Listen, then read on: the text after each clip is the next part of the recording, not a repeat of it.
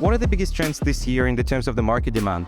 Look, I know it's pretty, I'm trying to think of something other than gaming. There's a few. DeFi got a big boost when FTX obviously collapsed, but that was really short-lived. We didn't see the real adoption yet. You're talking about the trends now in the midst of a bear market, man. I think that the biggest trend that I'm seeing is gaming is getting a lot of attention. Genuinely, a DeFi and gaming for me are getting a lot of attention. But I'm biased because I'm really obsessed with Web3 gaming. I have been since the bull market. So I'm gonna go with that. Another one is regulated players, regulated exchanges, people doing the right thing. People like now, everyone's being careful. I was just speaking to an exchange that's coming in to compete with Binance and those guys. Like I was just meeting with them there in the hotel before the panel, and they're having the time of their life. They're seeing all these guys collab, strife, right and center, all the fun around, and they were proud to be the most regulated exchange in crypto. They haven't announced, it's still stealth, and they've been preparing. I've known them for a year. They've been prepping for 2 years. They're a big traditional company, and they're seeing so much support now.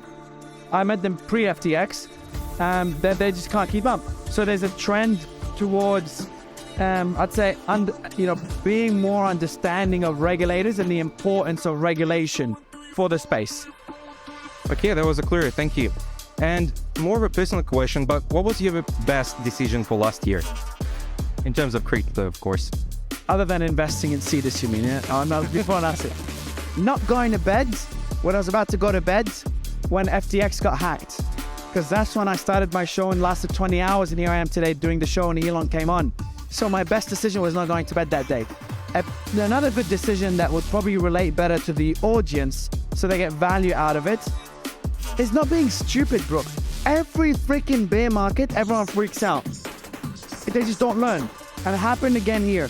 Thankfully, I didn't do my mistake in 2018 where I kind of stepped away because I have companies outside of crypto.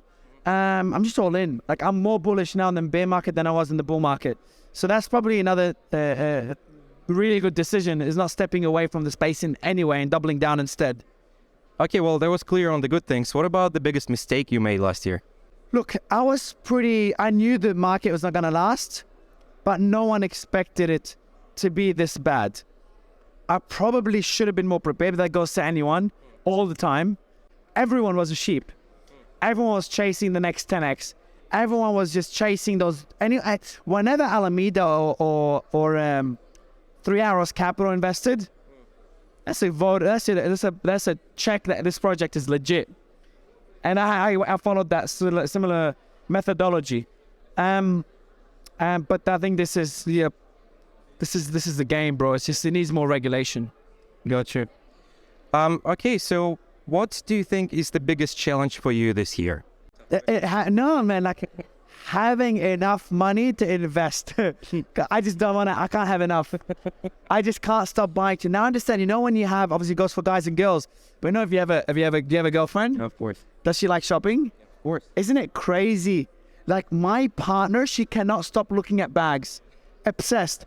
And I can't, like when I talk to her about anything, she's dead, she's always lazy. When it's about bags, yeah, she wakes. I think it happened a few hours ago. So I now understand her. Yeah. I'm exactly the same in crypto. I can't get enough, man. Things are so cheap. Again, see, this is one example. Like you got, like there's games, not only you, others, games and projects that have users, that have adoption. Like, the proof of concept is there. For some reason, it's still down 95%. Since we have spoken about Cetus, what do you think of the Cetus Metaverse so far? Man, I'm a big fan of Dan. I'm a big fan of all you guys, what you've been doing. I remember obviously since the show, I kind of got sucked out of crypto for a few months. But my team loves what you guys are doing. I love how, I was going to say on the stage, I love how you guys are building with your community. So yeah, I remember. Exactly. You launched early and wanted to launch fast and work with your community to build the game. I think you're setting the example for other games to follow suit. I haven't followed up with Dan on whether it's worked or not. It's still too early. But if that strategy works, which I'm a believer in it as well, I think it will set the stage on how Web3 games should be building. Because crypto's all about community. And even Dan, I think it's Dan on stage, is like community. Perfect. And build with your community. Let them, they own the game. It's about ownership. Yeah. The NFTs is about owning the ecosystem you're building. Exactly, they own it, so they're gonna be incentivized to build it. So build with the community. It's just logical. Yeah, absolutely. Supporting this one. Okay, so moving to the last question. What would be your cherished dream on the crypto market?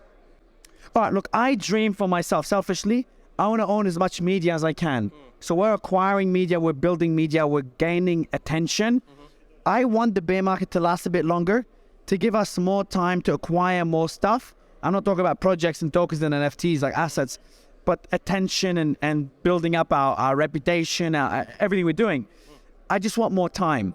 I didn't have enough time in 2018, 2019, 2020, my fault. I just hope the bear market is not over yet, so we can better position ourselves.